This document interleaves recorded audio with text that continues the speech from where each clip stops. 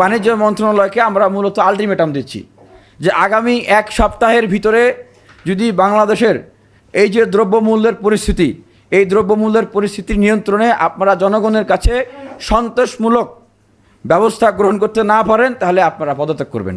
আমার বক্তব্যের শুরুতেই আমি শ্রদ্ধা জানাবো, আমি সম্মান জানাবো আমাদের সেই বীরদের, সেই ভাই বোনদেরকে, সেই বিপ্লবী সাহসী ছাত্র জনতাকে, যাদের জীবন, যাদের রক্ত, যাদের ত্যাগ এর বিনিময়ে আমরা একটি স্বৈরাচার মুক্ত, ফ্যাসিবাদ মুক্ত বিপ্লব উত্তর বাংলাদেশ পেয়েছি।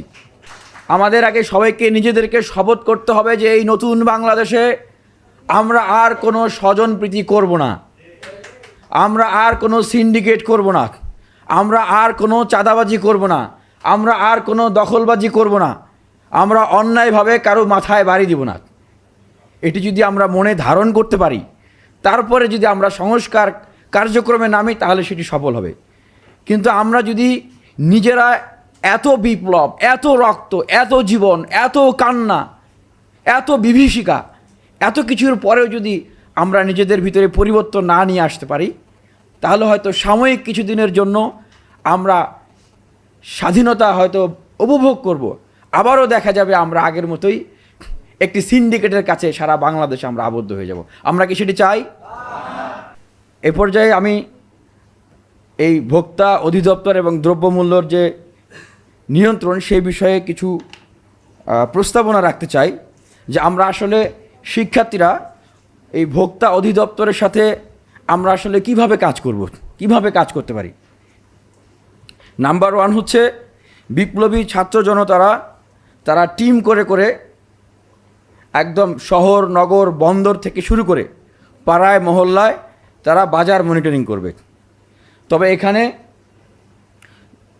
আমাদের অফিসারগণ, কর্মকর্তাগণ তারা বলেছেন যে ফাইন করতে পারবে না। অবশ্যই এটি এখানে আমাদেরকে বুঝতে হবে যে আমরা তো অফিসিয়াল না, সুতরাং আমরা রাষ্ট্রের যারা অফিসিয়াল আছে আমরা তাদেরকে সহযোগিতা করব। অফিসিয়াল কাজগুলো আবার সব কিছু নিজের দায়িত্বে নিয়ে নেওয়া যাবে না, অর্থাৎ মানে আইন নিজের হাতে তুলে নেওয়া যাবে না সবসময়। তাহলে সেক্ষেত্রে আমরা তাদেরকে সহযোগিতা করব। ভোক্তা অধিদপ্তরের কর্মকর্তাদের সাথে আমরা যতটুকু জানতে পেরেছি যে প্রত্যেকটা জেলায় ওনাদের অফিস রয়েছেন, ওনাদের কর্মকর্তা রয়েছেন, তাদের সাথে সমন্বয় এবং সহযোগিতা করব। এবং আমি এখানে ডিজি মহোদয়ের কাছে আমি আহ্বান জানাবো যে প্রত্যেকটা জেলায় এখানে যেরকম আজকে মতবিনিময় সভা হয়েছে, প্রত্যেকটা জেলা এবং যদি পারেন প্রত্যেকটা উপজেলায় এরকম একটি মতবিনিময় সভা করুন, যেন বিপ্লবী ছাত্র জনতা এবং ভোক্তা অধিদপ্তরের কর্মকর্তাদের সাথে মতবিনিময়ের মাধ্যমে একটি সমন্বয় হয় এবং ছাত্র জনতা কীভাবে কাজ করবে, কতটুকু এখতিয়ার, কতটুকু দায়িত্ব এবং কাকে কিভাবে, কোন অপরাধের কি পানিশমেন্ট কীভাবে, এই বিষয়গুলো সম্পর্কে তাদের জন্য একটা ধারণা তৈরি হয় এবং ভোক্তা অধিদপ্তর কর্মকর্তারা কীভাবে সহযোগিতা করতে পারবে এটির জন্য তারা ধারণা লাভ করতে পারে। 3 নম্বর, নিত্য প্রয়োজনীয় পণ্য দ্রব্য পাইকারি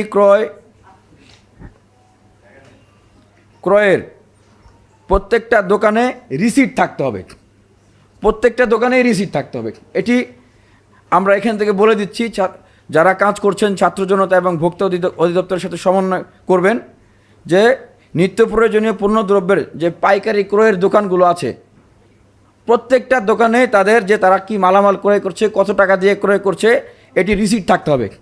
কারণ তারা যে দুর্নীতিটা করে, মানে বেশি দামে বিক্রি করে, তারা রিসিট দেখায় না। হ্যাঁ, এখানেই কিন্তু মূল গমর। এবং প্রতিটি দোকানে মূল্য তালিকা ঝোলানো থাকতে হবে, এটি আপনারা নিশ্চিত করবেন।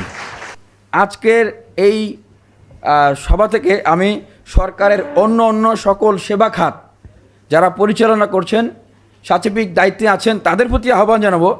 আমার ভোক্তা অধিদপ্তর আজকে একটি তারা দৃষ্টান্ত স্থাপন করেছেন, how to work in post revolution situation. এই বিপ্লবোত্তর পরিস্থিতিতে বাংলাদেশে কিভাবে আসলে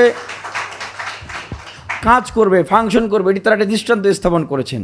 শুধু ভোক্তা অধিদপ্তরের উপর আমি দায় দেবো না, কারণ দ্রব্যমূল্য নিয়ন্ত্রণের একক দায়িত্ব আসলে তাদের কাঁধে পড়ে না।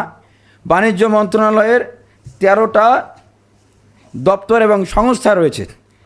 হ্যাঁ, আমি সবগুলোর নাম উল্লেখ করব না, এরকম 13টা দপ্তর এবং অধিদপ্তর রয়েছে এবং বাণিজ্য মন্ত্রণালয়কে আমরা মূলত আলটিমেটাম দিচ্ছি যে আগামী এক সপ্তাহের ভিতরে যদি বাংলাদেশের এই যে দ্রব্যমূল্যের পরিস্থিতি, এই দ্রব্যমূল্যের পরিস্থিতির নিয়ন্ত্রণে আপনারা জনগণের কাছে সন্তোষমূলক ব্যবস্থা গ্রহণ করতে না পারেন তাহলে আপনারা পদত্যাগ করবেন।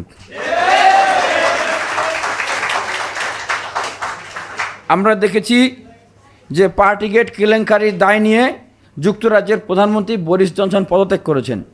তার বিরুদ্ধে কি আন্দোলন করে হাজার হাজার লোক এভাবে কি জীবন দিতে হয়েছে? হয় নাই।